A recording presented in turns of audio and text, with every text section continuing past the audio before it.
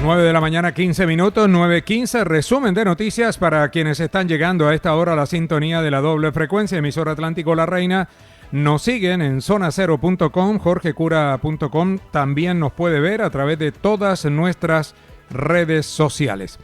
Mucha atención, la Fundación Santa Fe de Bogotá informó que el precandidato presidencial Miguel Uribe Turbay continúa su manejo en la unidad de cuidados intensivos, pero con mejoría neurológica.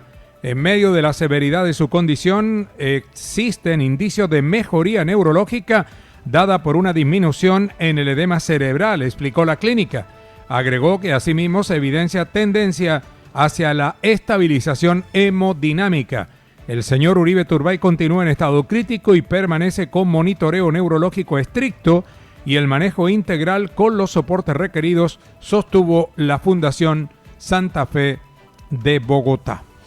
En otras noticias del día, en un operativo desarrollado por agentes de la SIJIN y el GOES de la Policía Metropolitana, fueron capturados mediante diligencia de allanamiento y registro 5 personas señaladas de realizar cobros de gota a gota bajo intimidaciones con arma de fuego a nombre del grupo delincuencial Los Costeños. Jorge Eduardo Castro Navarro, Marian Patricia Mieles García, Napoleón Castro Beltrán, Jaiber Enrique Valero Dorantes y Esteban David Blanco Beltrán fueron detenidos en allanamientos efectuados en los barrios Las Marinas y Puerta de Oro del municipio de Soledad.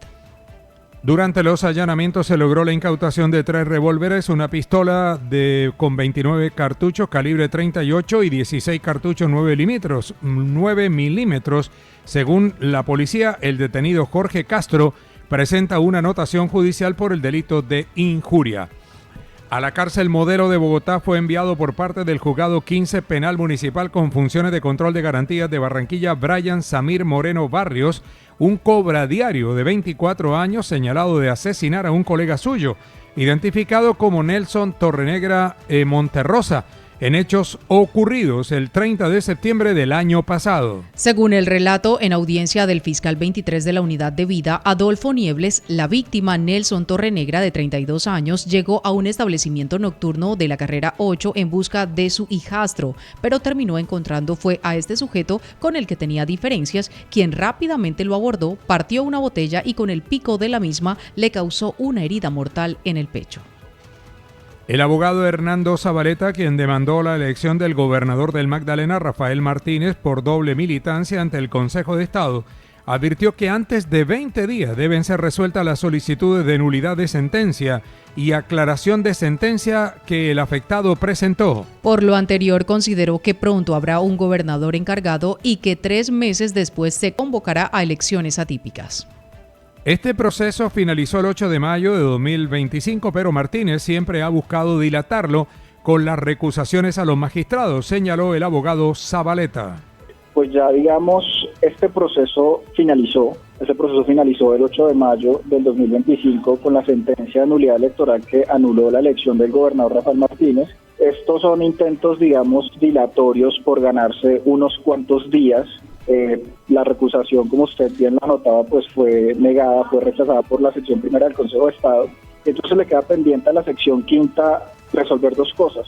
Una solicitud de nulidad que presentó el señor Rafael Martínez y una solicitud de adición y aclaración de sentencia. Eso lo van a resolver en un mismo auto y lo van a resolver antes de 20 días.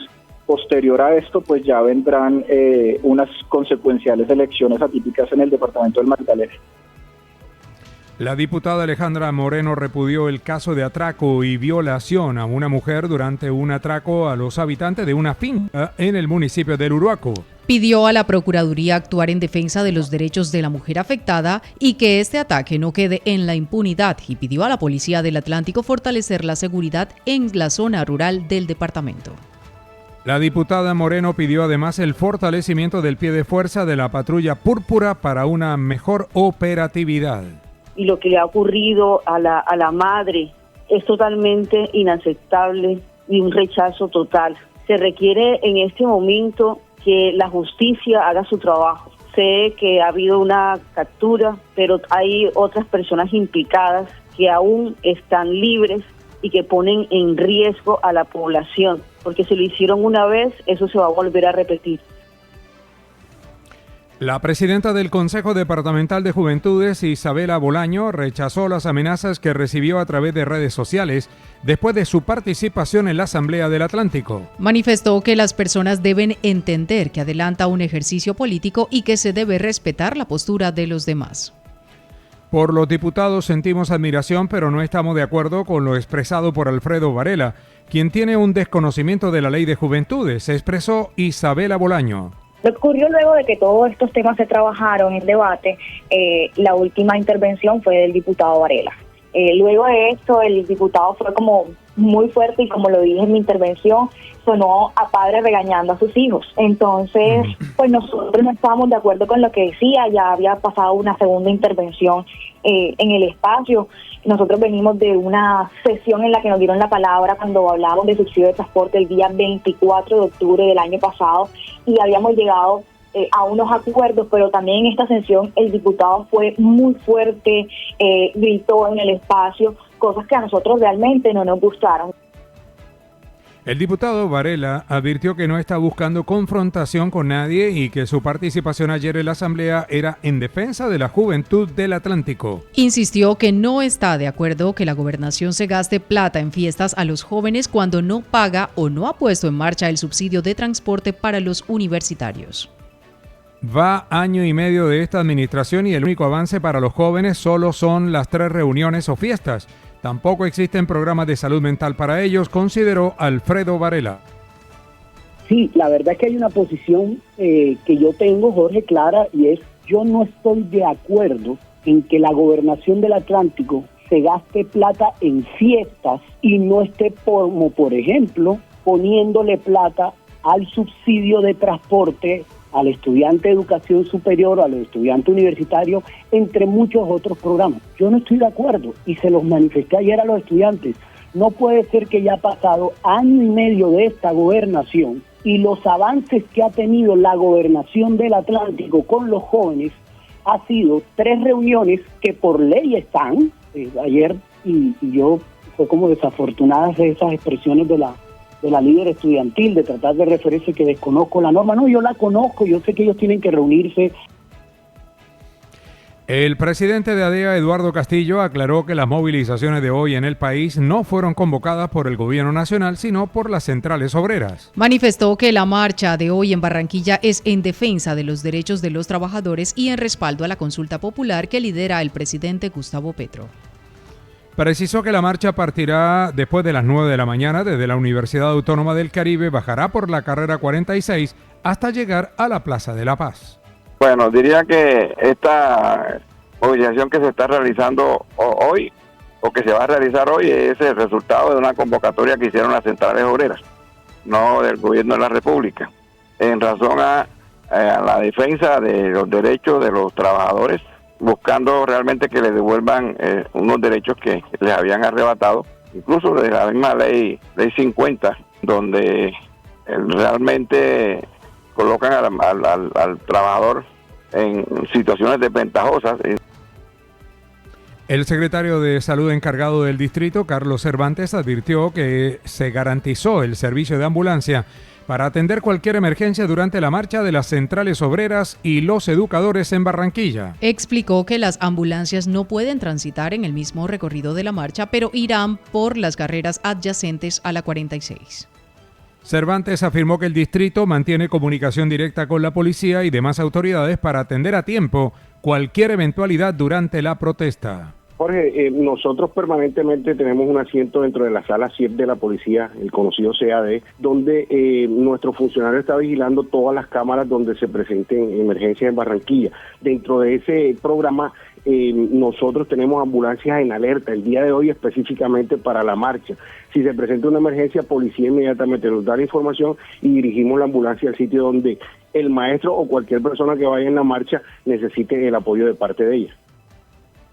El candidato presidencial Santiago Botero Jaramillo reiteró su propuesta de tirarle balina al bandido en Colombia. Dijo que hay muchos bandidos disfrazados de políticos y que el miedo de lo que está sucediendo en el país hay que enfrentarlo con valentía. Botero Jaramillo advirtió que va hasta el final con su aspiración política y afirmó que no tiene intereses particulares y que su intención es sacar a 27 millones de colombianos de la pobreza y recuperar la confianza de 50 millones de personas en el país. Mi interés no es robar, servirle al país y estoy dispuesto a exponer mi patrimonio por el bien de los colombianos, manifestó Botero Jaramillo. Jorge, mire, la política ha demostrado siempre que es una industria de alto riesgo porque hay muchos bandidos y digamos que hay asesinos disfrazados de políticos que están dispuestos a hacer lo que tengan que hacer por mantener su status quo o de poder seguirse beneficiando como lo han venido haciendo. Esto no es algo de ahora, eso lo demuestra la historia. Yo le digo a todos los compañeros que estamos tratando de hacer algo por el país, lanzándonos a la presidencia, que esto no va a ser fácil, que estamos enfrentándonos a enemigos hoy en día, que yo digo que es más el mal que gente particular. El director ejecutivo de FEDesarrollo, Luis Fernando Mejía, calificó de inoportuna e inconveniente la decisión del CONFIS de suspender por 3 años la regla fiscal para el país. Consideró que actualmente no existe un hecho extraordinario para aplicar esta cláusula de escape, tal como se hizo durante el año de la pandemia que le permitió al gobierno nacional un alto nivel de endeudamiento para atenderla. Se trata de una pésima señal a los mercados del mundo y tendrá graves consecuencias en los hogares colombianos que pagarán mayores tasas de interés, advirtió Mejía. Sí, Jorge, mire, la regla fiscal es una ley de la República que básicamente lo que hace es obligar al gobierno a tener unos niveles de gasto razonables, un nivel de endeudamiento que no sea muy alto para evitar que haya problemas en términos del pago y esas obligaciones, no solamente el capital, sino de los intereses. Pues lo que permite la regla fiscal es evitar que haya justamente un sobreendeudamiento, tal cual para una familia, un hogar, en donde cuando ese hogar empieza a aumentar rápidamente su endeudamiento, su crédito, y eso le puede generar problemas para poder pagar sus obligaciones, la ley de regla fiscal justamente lo que hace es evitar que un país llegue a esa situación. Entre tanto, el exministro de Hacienda, Mauricio Cárdenas, consideró que el gobierno del presidente Gustavo Petro, con la suspensión de la regla fiscal, pretende hipotecar al país para tener un triunfo electoral. Colombia está a la deriva no solo en el tema de seguridad, sino también en el económico y de estabilidad fiscal, afirmó el exministro. Advirtió que el país requiere un buen manejo de sus finanzas públicas o las consecuencias serán muy caras para sus propios ciudadanos. Mauricio Cárdenas insistió que Colombia está desordenada en la seguridad y su economía, que es la receta propia hacia el desastre. Hoy todos esos 2 días y vamos a sacar punta incluso. El abogado y asesor Charles Chapman reiteró que el Congreso de la República sí quiere una reforma laboral, pero no impuesta por el gobierno, sino concertada y con carácter técnico, como lo aprobó la Comisión Cuarta. Manifestó que hay muchos puntos de consenso en el tema de los recargos nocturnos y festivos, mas no en la aplicación para las micro y pequeñas empresas. Hoy se van a discutir las 2 ponencias. Se espera que la reforma laboral sea conciliada por la Cámara de Representantes, manifestó el señor Chapman. La reforma laboral adelante, entonces hay un compromiso de adelantar la reforma laboral en el día de hoy. Hoy se discutirán las 2 ponencias, hay una ponencia del gobierno y la ponencia mayoritaria. Y la idea es debatirla. Cosas positivas, hay consensos en el tema de recargos nocturnos, de mantenerlos, lo de los domingos. De pronto lo que puede haber una diferencia y va a haber una discusión que se dirimirá a voto, como dicen ellos, a voto limpio, que es el tema de si le aplica a las microempresas y pequeñas empresas. Ese es un tema de que todavía hay una división, pero hoy se discutirá toda la reforma laboral que pudimos ayudar a asesorar a los senadores para que presentaran. Esa es la idea. El senador de Cambio Radical, Carlos Julio González, afirmó que el fracaso de la paz total del gobierno nacional se debe a la falta de reglas claras para su aplicación. Estimó que se debe dialogar de paz con grupos que tengan algún concepto político y no con organizaciones con intereses criminales y dedicadas al narcotráfico. Pertenecemos a una sociedad enferma, enmarcada de la violencia cruel y dolorosa por muchos años, se expresó el congresista. Carlos Julio González igualmente advirtió que se debe trabajar e impulsar mucho más los programas de salud mental en el país, afirmando que el tema debe ser incluido en el sistema de educación, tal como lo viene promoviendo una comisión desde el Senado. Incluso estoy coordinando la Comisión de Salud Mental que hemos logrado que se proyecte a nivel nacional en un trabajo legislativo muy serio. Incluso recientemente estuvimos en el Atlántico, en Barranquilla, en un trabajo sobre la posibilidad de insertar en la educación colombiana la educación emocional, competencias socioemocionales y afectivas que son tan importantes para el desarrollo de la vida misma. Duele decirlo, pero hay que aceptarlo y hay que enfrentarlo. Efectivamente, pertenecemos a una sociedad que presenta síntomas de enfermedad. Mucha atención, el dólar sigue con tendencia al alza. En este momento sube 9 pesos con 14 centavos. La divisa estadounidense flota en 4.200 pesos con 4 centavos. Tasa representativa del mercado, 4.190 pesos con 90 centavos. Son las 9 de la mañana, 31 minutos.